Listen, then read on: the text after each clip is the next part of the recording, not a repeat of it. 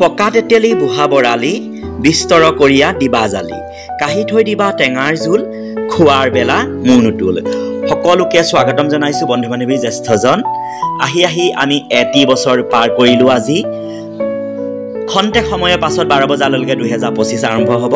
সঁচাকৈ অপ্ৰিয় হ'লেও সত্য, আমি এটি বছৰ পাৰ কৰিলোঁ, মানে আমাৰ এবছৰ আয়ুস কমি গ'ল।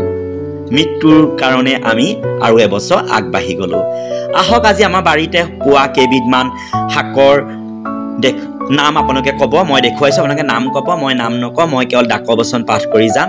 আমাৰ অসমীয়া সাহিত্য জগতৰ ডাকবচন বৰ জনপ্ৰিয় হয় অসমীয়া সাহিত্য, অসমীয়া সমাজত। আহক আমি দ্বিতীয়টো পাঠ কৰোঁ।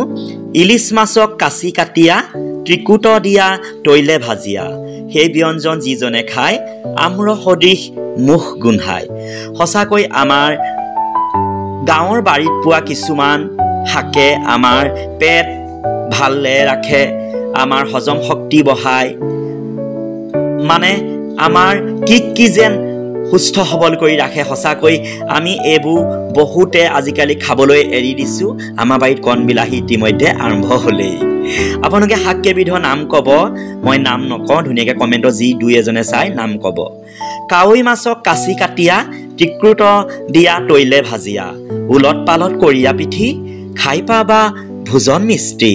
সঁচা কথা, আমি যিমান হাতাৰে ব্যঞ্জন লৰাম সিমানে ভোজন মানে ব্যঞ্জন মিঠা হয় বুলি আমি সৰুৰ পৰাই জানি আহিছোঁ।